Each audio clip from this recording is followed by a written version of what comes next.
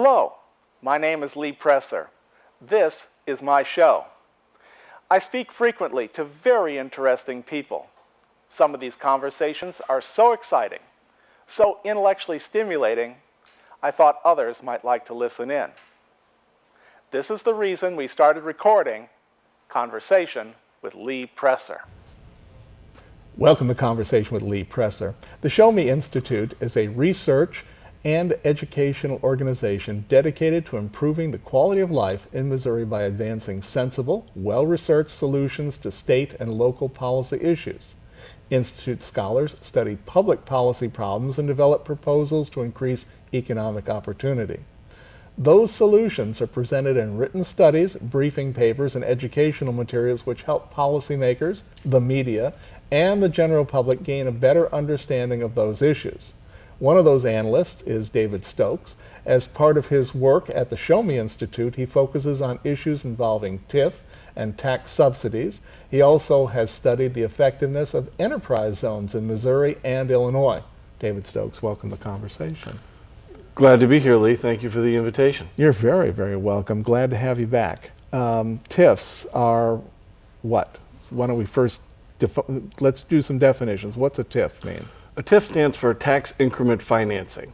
And what that means is in a TIF, whether in Missouri or Illinois or any state really, because almost every state authorizes them, you create a TIF area, and the development within that area, there's a set base of the property and sales taxation. And after the development, the increase in the property or sales taxation, either all or a portion of that increase, goes back to the developer to help offset the costs of the development. It was originally proposed as a way to encourage investment in troubled or blighted areas where the developer could get some of the tax dollars they would otherwise owe and help it offset some of these additional costs. But in fact, it's been largely abused and often used in very nice areas to really just be sort of free money back to developers. So let me see if I understand what you just said. It sounds like in a certain geographic area on a map, the state or a city council normally, would it be a city council? A TIF commission and then a city council or county commission. Will define borders and say inside of this area, any development that goes on, that the increased value of the property after it's all done, that instead of the property tax money going to the treasury like it's supposed to, is shared with the developers. Exactly. And in Missouri, for instance, it's 100% of the increased property tax above that sort of baseline when it begins, and it's half of the additional sales tax. In Illinois, it's also additional property taxes are shared or kept by the developer, and in many cases, a portion of the sales tax in certain historic districts. The sales tax too, but was there sale tax going on in these areas previously? Oftentimes no, which is why in Missouri at least, every piece of land is paying some degree of property taxes. But with sales taxes, if you have an area of green space that's producing no sales taxes, that city, where they allow a Walmart to go in, even in giving half of the sales taxes back to the developer, if the city is getting half of what's left, that can be a substantial amount of money. And that's one of the problems with the incentive, is that cities in Missouri have such an argument for getting that sales tax money through TIF that they overuse it. And the school districts, fire districts, libraries, and the districts that depend only on property taxes are harmed. The school districts in particular. Right, because they're the ones that are really the hardest up ones right now, aren't they? Right, because school districts, fire districts and like, they don't receive sales tax money, with a few exceptions here or there. But for the bulk of it, these cities are happy to give up the property taxes because they'll make it back on sales taxes. But the school districts have very little say in the matter, and they don't make it up. You know, in the long run, maybe, but too often those TIFs, in the long run, they just close down the business and move someplace else for another TIF. So TIFs are technically supposed to be in blighted areas, although they're not always that way. But let's just assume that we are talking about a blighted area.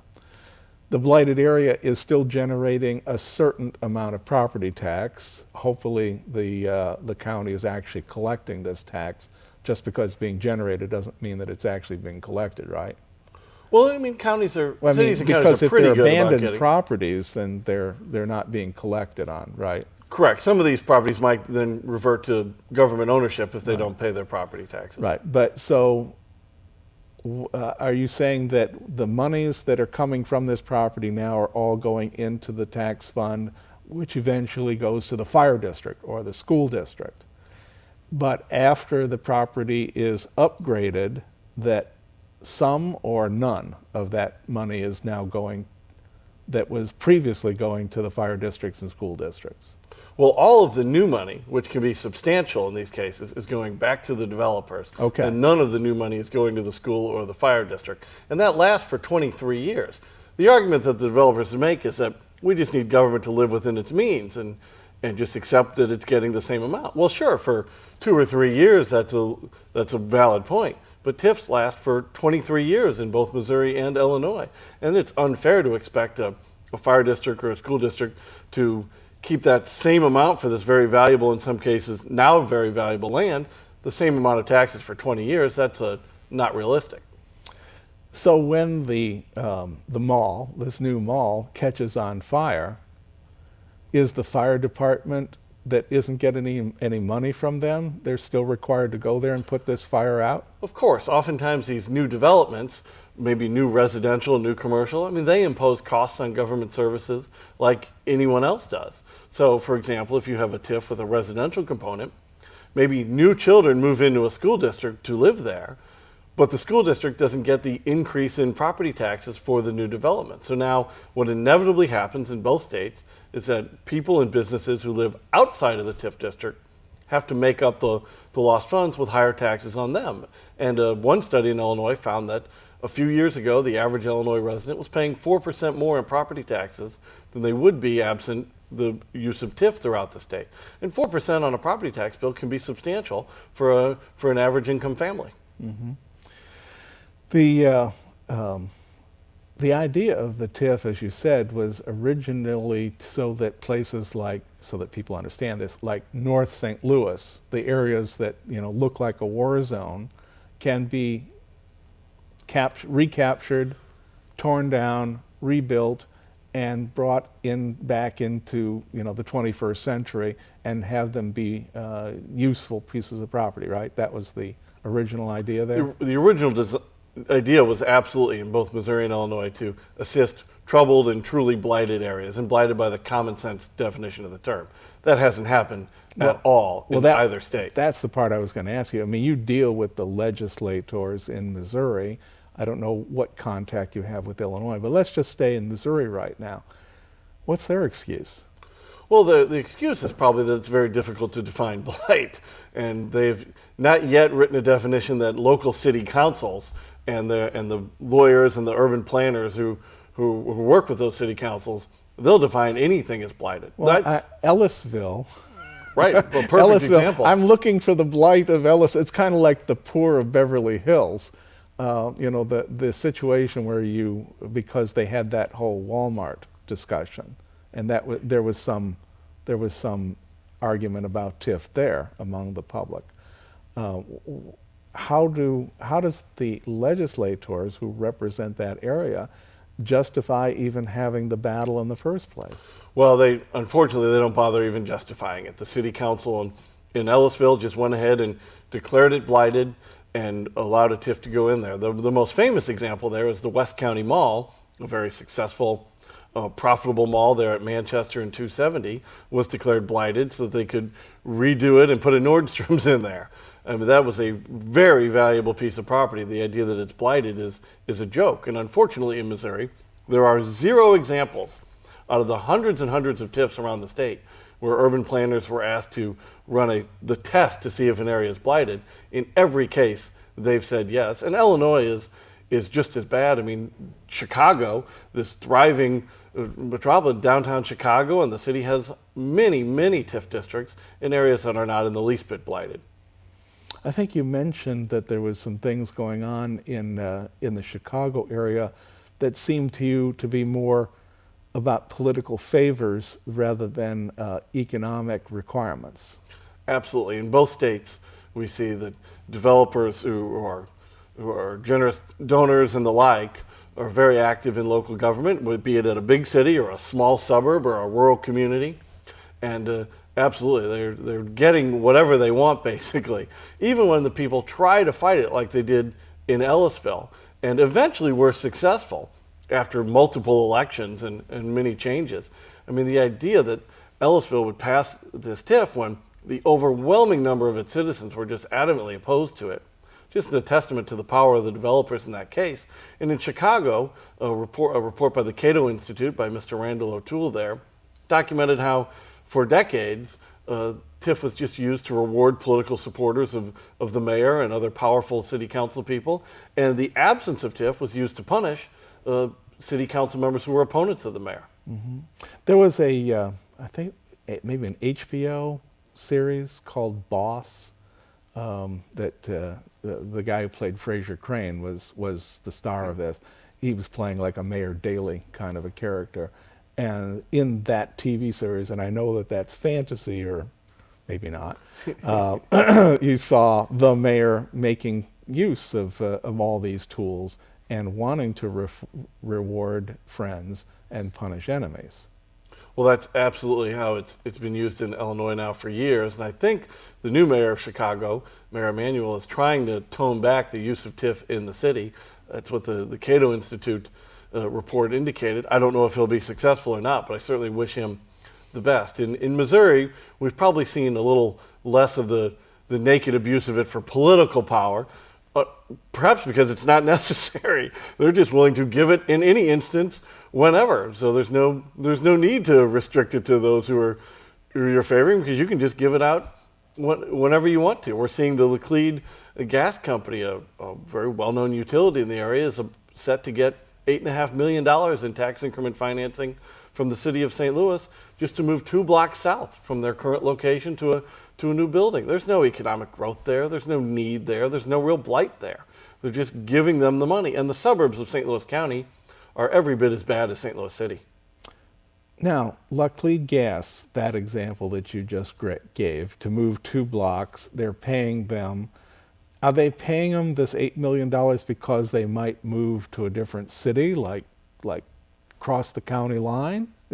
Would that realistically be a possibility that Laclede could move into the county, or what? I mean, well, I'm a little bit at a loss here at that example. In fairness to the city, it is a realistic possibility. I mean, Laclede Gas could certainly move their 450 employees to Clayton or to another area of St. Louis County, and the city would lose that earnings tax revenue, and that's what the city's concerned about.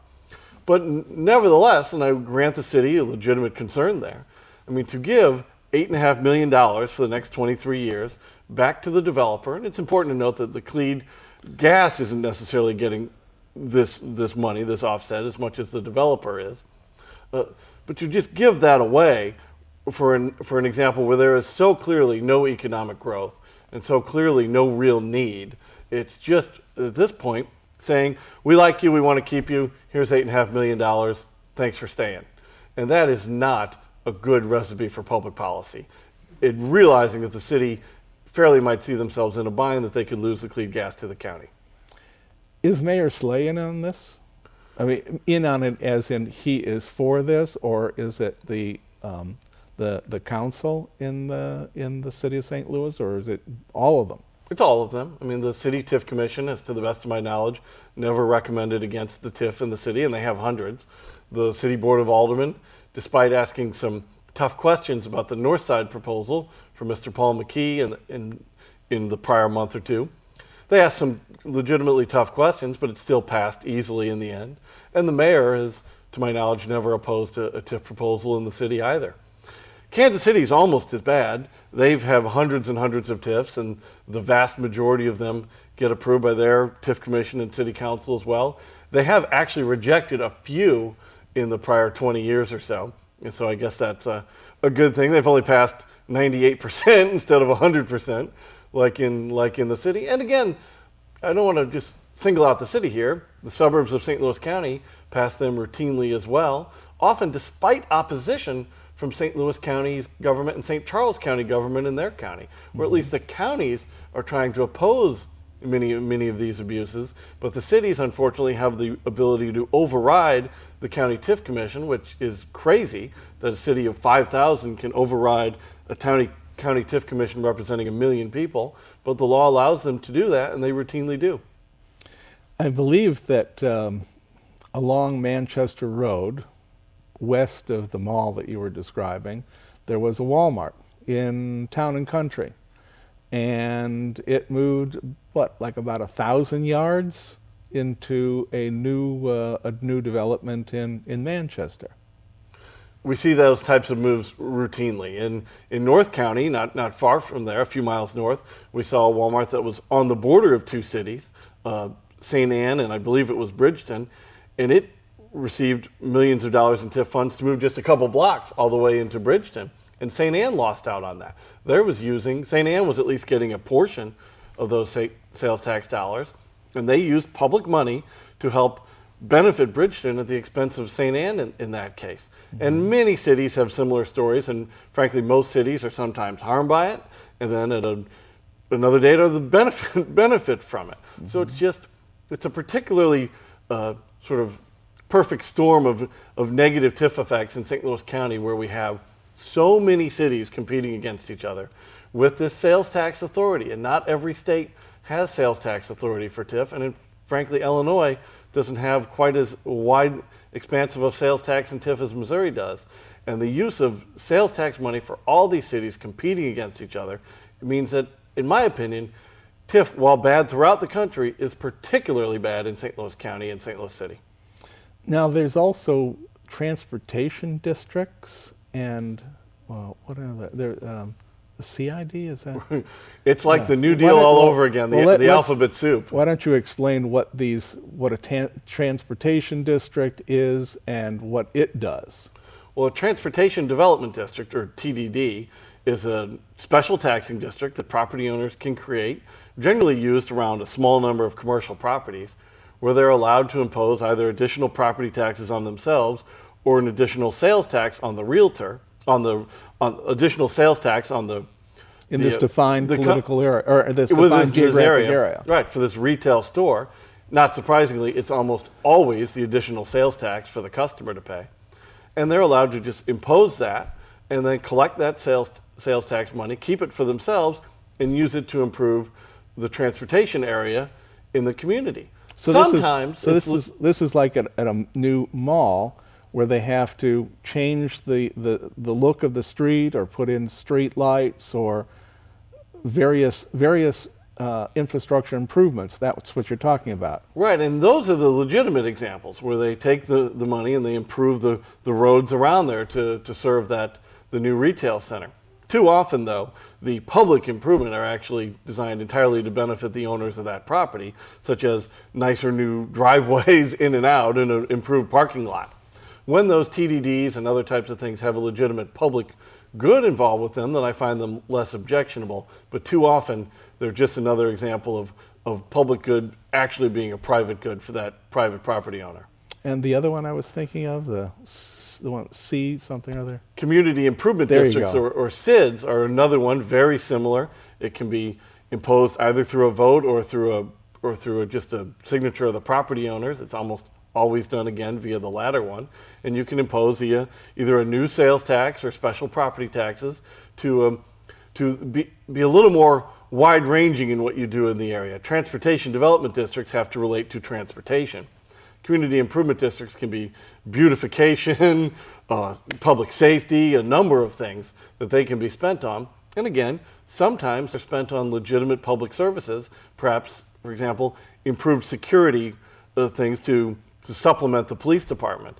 Oftentimes, though, they're just another excuse to raise more money, which is often then captured by a TIF in the first place, and to use public money for private services on that property. And it gets very confusing as you go from TIF to TDD to SID to enterprise zone and many more. It's very clear what you're saying here. Let's now move into enterprise zones. How is a enterprise zone different than a TIF, And let's just be specific. First, go ahead and define what an enterprise zone is and describe what it's supposed to do.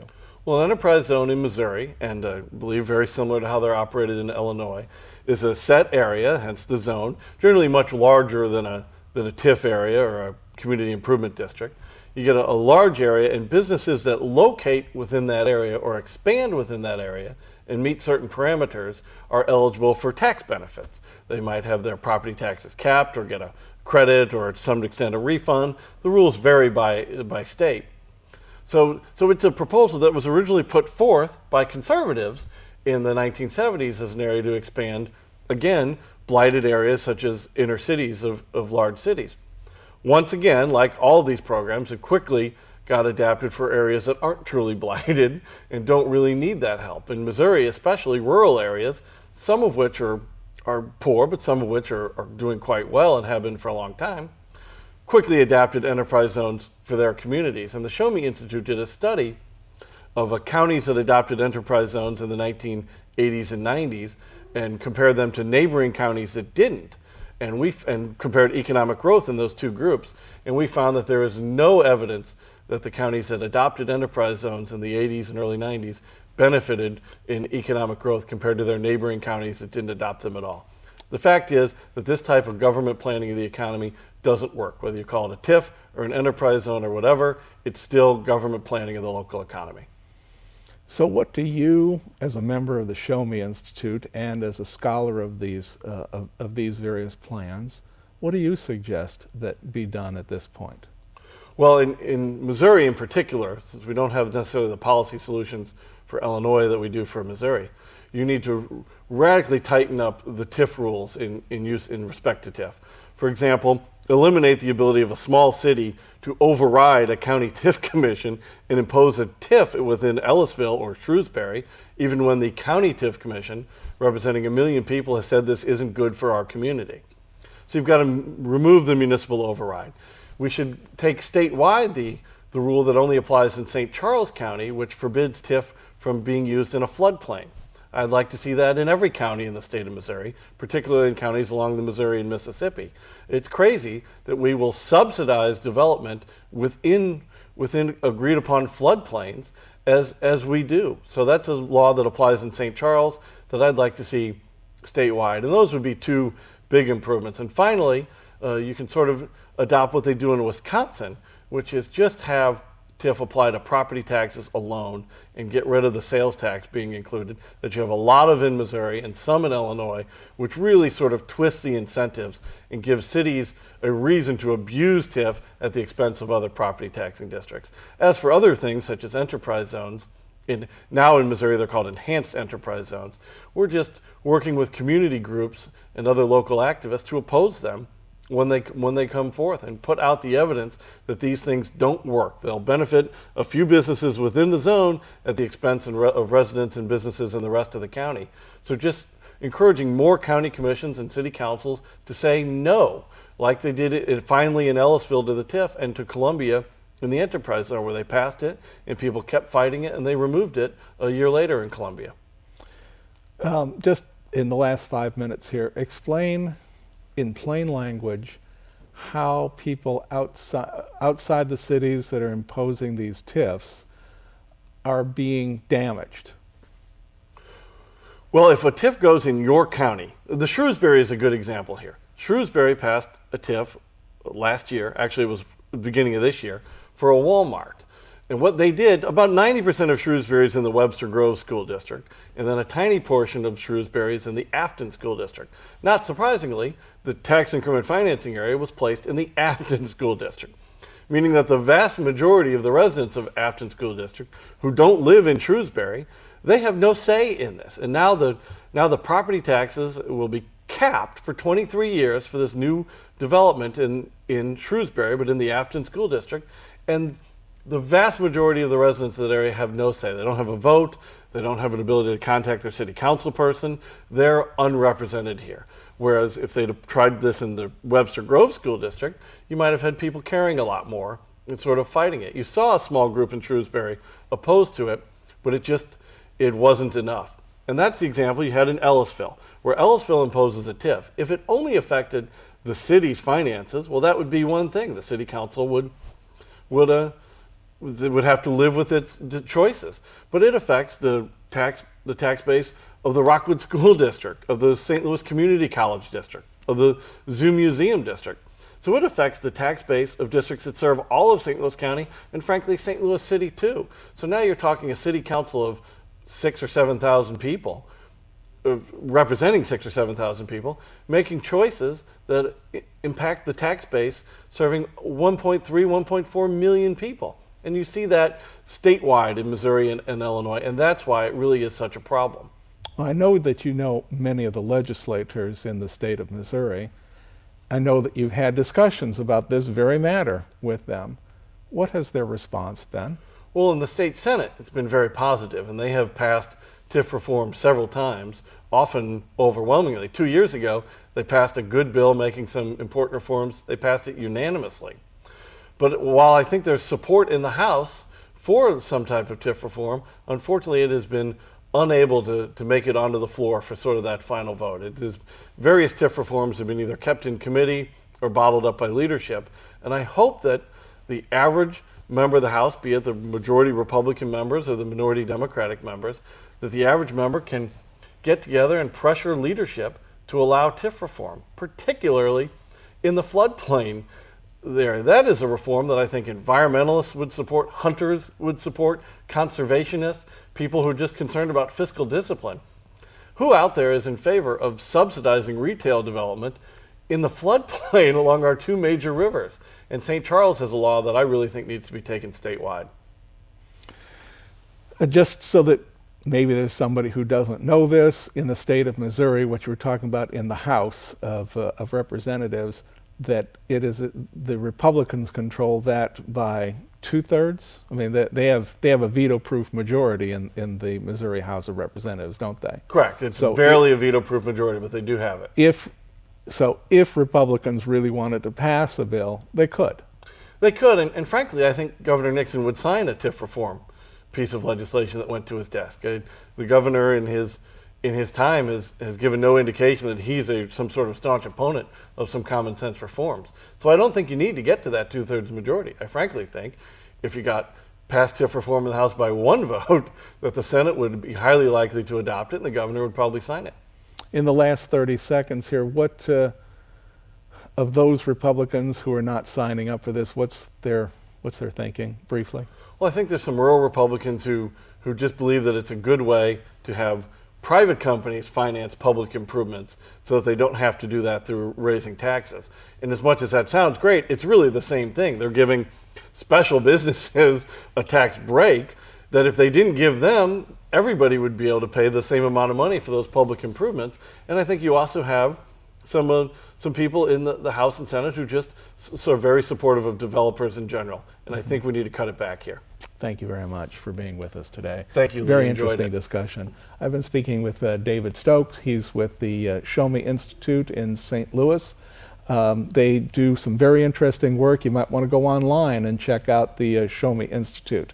This program is going to be uploaded to YouTube, so if you want to show it to others, please do. Thank you very much. We'll see you next time.